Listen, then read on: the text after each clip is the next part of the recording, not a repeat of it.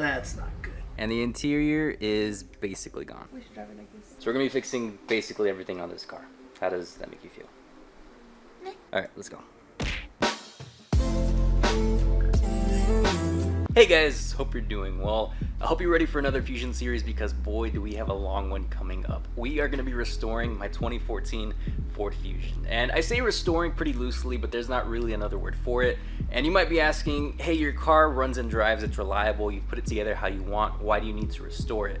And I basically want to frame it like this. So this Fusion is a 2014 model, which means she might have been made in 2013 or in 2014. As you know, they usually like to release model years of vehicles a year early.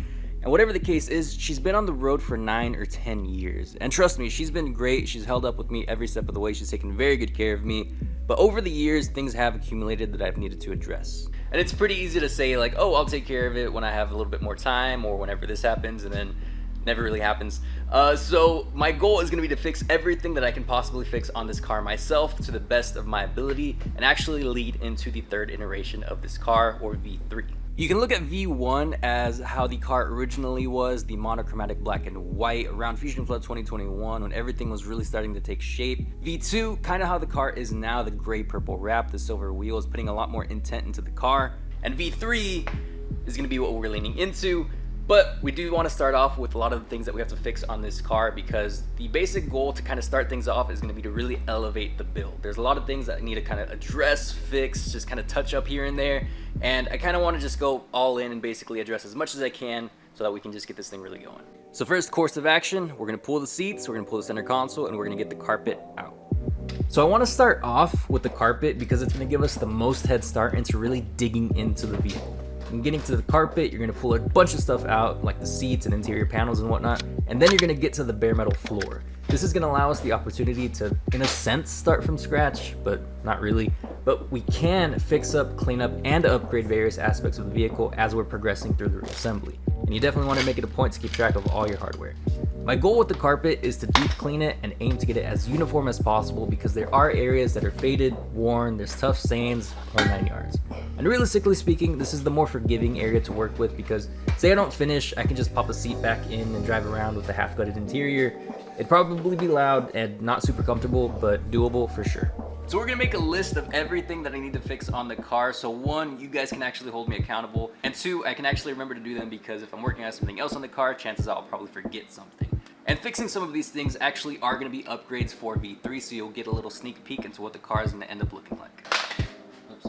Now we're gonna be starting off with the carpet, mainly because, again, it's going to give us the most head start, and that will basically have a bunch of the interior disassembled, so we'll be able to really go through and fix everything that needs fixing. But the main goal with the carpet specifically is to get it all one uniform color. Next up, the footwell lights. So the footwell lights are nothing crazy.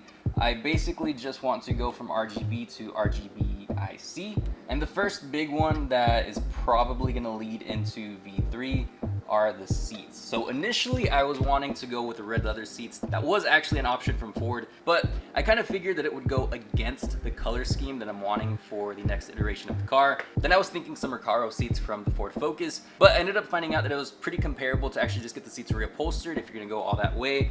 And I'm leaning that way right now, because reupholstery, I'll get whatever color I want, and it'll also be all new material on the seats. Next up, interior panels. I just kind of want to clean them up and give them like a nice little coat of some sort of protectant. Okay, so we are about to take the carpet out, so I want to show you guys what we're looking at. So I've got the seats out, and next up is the carpet. So what you can see that I did is I removed the sides of the center console. You actually don't need to remove the entirety of the center console. It would be a lot just for the carpet, but the main thing is you can kind of see right there, just kind of tucks underneath it. And then over here on this side, these interior panels were removed, and you can see it has basically nothing holding it in together. Just a few clips here and there, and it definitely needs to be cleaned. Same thing back here. Has little attachment points, as you can see right there, where the seat cushion is actually held. There's a little clip right there that holds it in position as well. But for the most part, it's not the largest piece. Like, it doesn't go all the way to the back, which makes it a lot easier to get it out. I'm also noticing there's a separation here. As you can see, the section comes up, so it looks like it's 2 front sections and then 1 back section, which is going to make it a little bit easier to get out. Just want to take a quick second to tell you about my partner for this video, Mint Mobile. You might know Mint as the one mobile network owned by Ryan Reynolds. Hey there, it's Ryan Reynolds, owner of Mint Mobile. But what you might not know is that Mint is actually part of the nation's largest 5G network, and you can actually join this network for as little as $15 a month. Switching is super easy. It only takes about 15 minutes and they sell directly to you online, so you can switch from the comfort of your own home, your garage, or without even getting out of bed.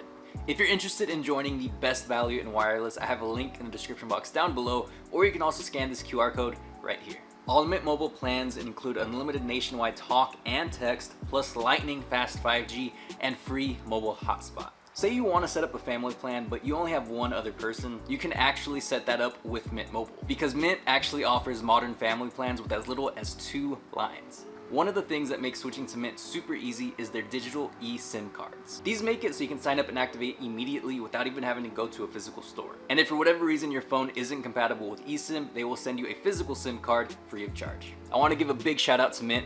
Now back to the video. So pulling the carpet out was actually a lot easier than I was expecting. You can definitely see she's seen her better days. I was actually going to clean this a few days ago until I realized I was going to be pulling it out. Figured I'd make the job easier and just wait it out. So for those of you that were wondering, for whatever reason, what my car would look like without seats and carpet, here you go. As you can see, this area is actually still pretty clean. This is actually what I cleaned whenever I did the tan to black conversion, but I never actually got underneath here, so it's pretty gunky. But yeah, I'm actually pretty happy with how this is looking. So if we can get the rest to basically be that level of clean, even though it's never going to be seen after this, it just definitely makes you feel better about driving your car. It makes you feel like everything is clean that you can actually have clean. For cleaning the carpet, we basically have 2 stages that we're going to be going through. So this is the driver's side right here.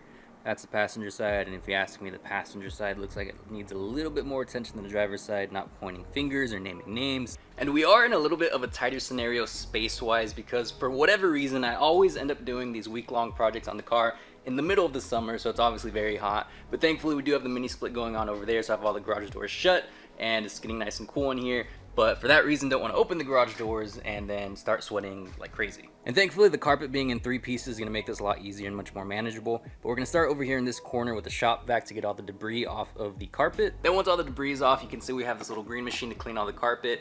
Granted, you'll notice that there's no liquid in here. So I ran down to Walmart and picked this up. This is just the Walmart brand carpet cleaning solution. They have a bunch of different ones, but this one more specifically removes dirt, tough stains, and odors. Granted, the carpet doesn't smell, but it has stains and dirt, so I figure might as well be a good option. And this one was cheaper, so always helps. And then from there, there's a little bit of a rattle in the C-pillar of my car on the passenger side. It was never really anything like super annoying, just because I was usually listening to music, and with that I really didn't hear it. But if you're driving the car in silence, you will definitely hear it. Something else, the AC at idle. So don't get me wrong, the AC works, but occasionally whenever I start the vehicle up at idle, it does not want to kick on the cold air. Not really sure what it is, but as soon as you get moving, it'll kick on. And because of that, it never really became much of a concern. But the goal is going to be to get that fixed. This is a 2014 hybrid, so if you guys have any perspective, or if any of you guys might have had a similar issue, feel free to let me know in the comments, because my basic course of action right now is just to take it to the Ford dealership and have them kind of diagnose it, because my mechanic friends could not figure it out. Next up, interior trim. So if I do go for colored seats, then the interior trim is probably going to clash, and I don't necessarily want that to happen, so I'll probably end up wrapping it. Have a few ideas for how I would like to do it, but basically want to go for something that's going to be a little bit more uniform with the overall look of the interior of the car. Seat belts are basically going to be the same thing, because the seat belts are purple right now. If I get a colored seat, it's probably going to clash unless I specifically go with like that same shade of purple, but I'm pretty open to changing them to match whatever scenario we go with. And the last piece of the interior, the headliner, which honestly will probably be done a little bit sooner. But the headliner specifically, I already ordered another headliner, and my basic goal is to add more stars, specifically in the sunroof cover, as well as get it wrapped in a nice fabric. That will definitely elevate the overall look of the car, and that's basically my goal, to elevate this build.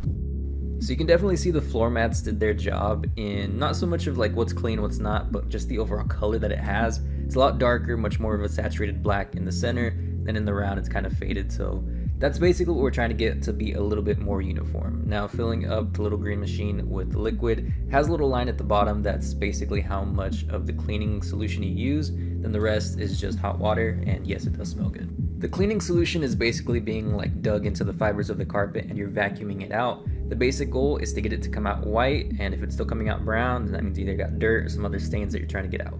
So after that first little pass with the little green machine, you can see it's looking a lot better, but granted, you can also tell where it's a little bit more worn, specifically right there. than right here. So the rest of the fabric itself, the rest of the carpet looks pretty uniform, but you can see more specifically like, so right here, it's basically the carpet as it is, and over here it's a little bit more frayed, which gives it a look of being discolored. So what I'm gonna do is I'm gonna let it dry and give it a few more passes, and then if that doesn't really get rid of it, I'm probably gonna mainly use these two areas as the areas I'm gonna color it with some fabric paint, just to get everything nice and uniform again, because it is like a subtly different feeling than like this, and not really sure if there's a way to restore that or if it's just something you kind of got to deal with, which, I mean, granted, it's not the biggest scenario because this is specifically like your seat brackets right here, so you're not really going to see it in the first place. Then right there, it's like tucked in underneath the dash. So this area right here is where you're going to see the most, and it looks good, so that's definitely a big plus. But just to kind of go the full length, I do want to get this all to be the same color as well. Now this back piece has a lot more stains, so we'll be able to get a much more satisfying transformation on this one. I'm definitely noticing that a lot of the stains and debris are being held in the area around where the seat brackets are, but it does make sense because that's where the ridges are, so. Okay, this one has so far been the most satisfying. Granted, I've only done like this section right here, you can actually kind of see the line, but came out really well, very uniform color, and the stains are all lifting. Granted, this is all only after the first pass, so we'll see how it goes a little bit later when everything dries, see if we need to redo it. First passes are done. We got a lot to do, so we're gonna let these dry for a bit and then we'll come back for another pass. Okay, so we just came to the auto parts store and we got the fabric paint. I only got one specifically because I don't want to like saturate it or anything. I just want to very lightly touch it up. That's the goal. And then for the interior plastics, we got this hyper dressing from Meguiar's. This is very specifically high shine finish on interior and exterior surfaces. It's water-based formula. So basically this is gonna clean up everything, give it a nice coat, and that's basically all we wanna do because a lot of the areas, specifically in the back, those plastics, never really get touched, but they just kind of stay dirty. So this is gonna be the intent to keep them clean, and Yvette got an air freshener. It smells good. Does it? Yeah, my car has lost like its new car smell, so now we have to get an air freshener. What even is a new car smell anymore? So it's pass number 2 on this carpet, and this is probably the dirtiest, ironically. Probably just previous owner stuff because I'm really never in the back. But you can see just all that gunky water. It is disgusting. And we have Yvette over here with the interior panels. She's going through basically cleaning it first and then cleaning it up with the detailer after. So it's actually coming in really, really well. And here's a little comparison. It's not going to be the easiest thing to pick up on camera, but this one was cleaned and coated. This one was not. Now the way you can more specifically tell it is basically in the way that it catches light. So you can see this one, whenever you kind of get that shadow, it doesn't really change much. Whereas this one, the shadow is a very smooth gradient. So you can very much see that this one is the one that's protected, this one that's not. It also smells really nice, which is pretty cool. And this is gonna be our snack for today. Took some time to clean up the interior, so we scrubbed, vacuumed, and wiped everything down. Not really going to mean much overall because not really going to be seen, but overall to kind of rejuvenate the car, have that nice new car feeling. You definitely know that this is something that would be clean, so we got that accounted for. Next up though, you'll see there's a bunch of wires over there, and a lot of those are the aftermarket wires, so what we're going to be doing is try to consolidate all of that, make it nice and cleaned up so it's very out of the way and you really don't notice it. And these are without a doubt my favorite Footwell lights to go with, specifically because they're very inexpensive, they are Bluetooth compatible so you can control it with your phone, and there's a ton of customization with them. So it's definitely a good scenario to go with. The only downside, really, in my opinion, is that it's all one long wire as opposed to having like separate sections for the front and the back. I can show you right here. So I take back my statement. The way that it actually used to work and that I have in this car, which is the old way, is that from the little module you had the first LED, which was right here, and from this you had connected to the next one, and from the next one you basically connected the rest. However, now they fixed that, and you can see it has a splitter, 2 separate LEDs at the same length that are connected to the last 2, which makes it a ton easier because you can power it from the center and actually just run a wire each side. Whereas how I had to do it, well, Jesse, my brother-in-law, had to do it, was he actually had to make an extension because it didn't reach. I'm going to try to do this in reverse, but you were connecting from the driver's side to the passenger side. From the passenger side, you had to connect it to the rear passenger side and then back to the driver's side. So basically you had to do like a reverse C, which was a little bit more difficult in cable management, but this is actually gonna make it super easy because you just keep everything at the center console rather than having to go around. So I'm really happy that they changed this because it makes it a lot easier. So here we have the old module, as you can see it's connected in there, and here we have the new one, as you can see with the little double connector right there. They do look the same, but they are a little bit different. However, they do still have the same power draw. So what we're gonna do to make this easy is swap in this new one, follow around this old one, get all the old LEDs out of here, and replace them. A few moments later. Underneath here, right there, and that is the same spot as the old one, but the wire that I have right here for the Footwell light, I'm actually gonna connect to these wires and run it through, go underneath the seat with this little vent right here. As you can see, the wire follows it through, and it's gonna come underneath the seat right here, because now that I know that the actual carpet is broken into 2 sections, I can run it through this track and actually just have it be directly underneath the seat out of the way. So that way it's kind of gonna be overkill for cable management. So I am kind of glancing over the Footwell light install, mainly because I do have a video on it where I actually go pretty in depth on it, so I will link that in the top right corner if you're interested. Alright, so the interior is looking really good so far. I haven't actually clipped off any of the little zip tie tails because I want to more specifically show you guys what I've done. This little brown wire, I don't know if you can really see it, that's actually the Starlight headliner wires. There, you can see it right there, actually a little bit better. And it was initially running through the underneath the door sill, and so now it is going to go underneath the carpet as well. I figured that's actually going to be the cleanest way to do it. Same with the Footwell lights. Now the only bit of wiring I've yet to address is the dash cam wiring, mainly because it does actually go through the headliner, so can't really do it with just this area yet, but once we get the headliner going, we'll be able to do that as well.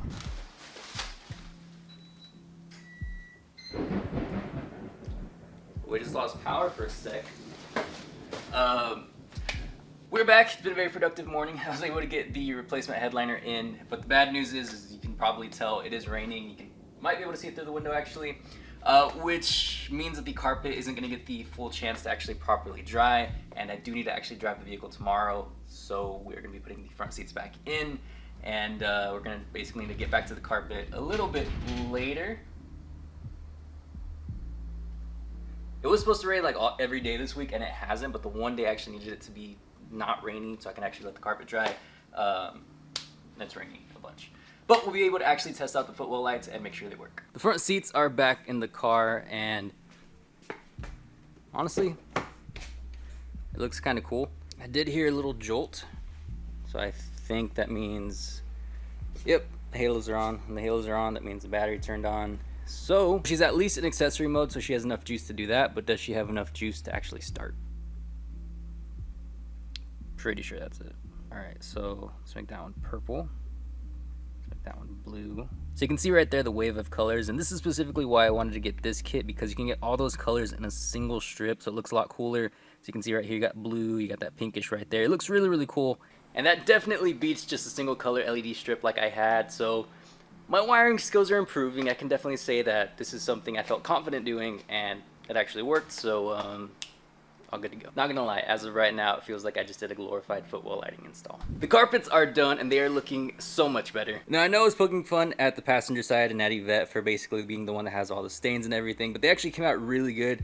This side is probably the best one because it needed a very light coat of paint, but super subtle. It came out just really nice, very good look. It was actually the driver's side that needed a lot more work, mainly because of the areas of wear and tear. The areas that are going to get a little bit more used are going to be a little bit more frayed, subtly different texture, and with that the colors look a little bit different. As you can see, it looks like there's a little bit of discoloration here. That's actually just the angles of the map, but you can see this area right here, nice, clean, dark. I definitely put a little bit more emphasis there and then just kind of balanced it out because I didn't want any streaks or anything, and it came out really good. And now here is a little comparison. I did not clean these original floor mats because I think I want to replace them, maybe get some with the fusion lettering, just something to give it a little bit of an OEM-ish feel. But yeah, definitely pretty drastic difference. And I've always liked the ones that have like the lettering or the logos on the floor mats. And there's been other vehicles I've actually wanted to do it too, but I never actually pulled the trigger. I might actually do it on this one just to give it that extra little boost. Now you might be asking, why not go for like a set of WeatherTech floor mats, something like that? And I personally think they're awesome. My dad has had some in actually both of his trucks, and they've done a really good job. But I think it's more just like a preference thing. I don't know if it'll really mesh well with all the aftermarket stuff we've done to the interior. And then for as casual and simple and inexpensive of an upgrade as Footwell lights are, I personally think they look the best with carpet, so that's what we're going to stay with. But for how worn these pieces are, as you can tell, little green machine and some touch-up paint did wonders. Now, as you can tell, these are all interior things that we have to do. I do want to start off with the interior mainly because if I don't finish something per se, I can still drive the vehicle around as long as I have a seat in there. And while it might not be convenient to be missing interior pieces here and there, If I can still drive the vehicle, that's basically the best case scenario, even if I'm working on it. All these other things that we're also gonna do, they're probably gonna be a little bit more specific, where if I don't finish, I don't think I can drive the vehicle. Starting off with the windshield. So I've always had like a little chip in the windshield that I never really got concerned about because it was small, and if it's relatively small, you can fill it with resin, and there's like a little kit to kind of get it to go away. But like a week ago, my windshield actually got cracked, which sucks. And ironically, it was not on the vacation that me and Yvette took. It was actually just the vehicle being parked in Austin. So yeah, sucks, but we'll get a new windshield. The driver fender well. So the driver fender well needs just needs to be replaced. Not really a big deal because they're only like $60-$70 online, and I don't imagine it'd be more than like a half-hour job. All it really is just kind of lifting the vehicle up, taking the wheel off, undoing all the clips that hold the fender well in position, and replacing it, which I can honestly probably do the next time I give this car an oil change. Under panels. So the under panels, some of them were damaged just from the previous owner. This vehicle does have a pretty lengthy history, and I just need to get some of those fixed. Nothing crazy. The grill. So I need to touch up the grill. Can't really put any PPF on it just because it's probably too aggressively angled. Granted, I'll try, but the main thing is I would need some touch-up paint or just get it repainted, just kind of make it look all nice and uniform, and then put some sort of protectant over it because it does take a beating. This being this shape, if you're driving a good bit, it's gonna take a beating. Next up is the engine bay cleanup. So the engine bay specifically is, it's had a lot of different things done to it, mainly in a lot of aftermarket parts. You know, there's new wires, there are new brackets here and there. So the main goal is going to be that now that basically everything's already put together, to kind of take things apart, put them together in a way that's much more cohesive, have the wires run specific lines so they're a little bit more out of the way, a little bit more cleaned up, and then just give it a nice detail, making sure everything is topped off, functional, and accounted for.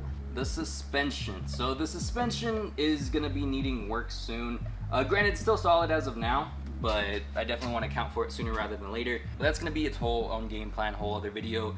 Granted, not all of this is going to be documented just because not all of these are super exciting or intriguing for me specifically, so I can only imagine what it would be like to film these. But nonetheless, this is a checklist I will keep you guys updated with on what we need to do. And then lastly, we will get a new wrap on the car. I already know what color I want to go for. I have just dead set on it. It is gorgeous. I'm super excited to do it. But that's definitely going to be the icing on the cake for V3, just the new look. So it's going to be a big one for sure, but it's going to be the one that I'm most excited about right now. So that's going to be what we're going to close with. Well, not really close with, but that's going to be the thing we're going to round out like the overall like intent of like, hey, we got to change all these things with. Because I still have a ton more ideas past that, ideas that are not even like fixing things. So it should be a lot of fun, and we're gonna really dig into this car. The carpet's in, she's looking a lot better for sure, but she is still missing a lot. But we can now check this off, and we can check this off. Now the footwell lights, the back ones, still do need to be attached to the seats, but we've got everything ran. It's basically just gonna be a couple zip ties on each one, and that should be it, so we'll go ahead and check that off. Now the seats and the interior panels we'll be able to get to in the next video. The seats are ready to go to reupholstery, and a lot of the interior panels are already clean, but we do have a couple coming in the next couple of days, just some replacement pieces. But I'd rather get the seats in first just because they can scratch up the interior panels, so probably gonna go about that as safely as possible just because there's gonna be new pieces here and there. Now as for the headliner, it's starting to look like I might need to do it myself, which I didn't really want to do because I do want that professional touch, being that it is going to be wrapped in suede, and the sunroof cover is also going to have starlights as well, which are both things I've never done, so definitely room for error there. And here's the thing, that's basically all I need done. I don't need it removed because it's already out, and I don't need it reinstalled because I do have a lot of things I'm doing to the interior already, so chances are if it were installed like right after they finish, it'd probably need to come out again, which would not make it ideal to basically go that entire route. So I did find one guy who advertises his headliner business online, and he got the conversation started. Whenever I told him I didn't need it removed or reinstalled, I got no more responses. And then I was like, okay, maybe that's an aspect of how they go about their business, because I imagine they would try to maximize their amount of money that they can make in a certain amount of time, which I'm not going to knock anybody for trying to make more money, but I mean, I still need it done. So I reached out to another guy, and I kind of laid everything out right off the bat, just saying that, hey, I wouldn't need it removed or reinstalled. I just need the suede and the starlights done, and never got a response. So not necessarily ideal. I am looking at maybe possibly doing it myself, which if I do it, of course, I'll be able to save money and buy other things for the car, little upgrades here and there that I am thinking about doing like in this whole overall scheme. But we'll see. I'm not really excited about it because it is going to take a lot of time, a lot of attention to detail, and again, the room for error is basically where I'm a little hesitant, but we'll see. But anyway, a lot of stuff going on for the vehicle. It's fun, it's exciting, but coordinating it is difficult. So we'll call it there. So that's going to do it for this video, guys. Thank you so much for watching. I hope you have a great rest of your week, and I'll see you in the next one.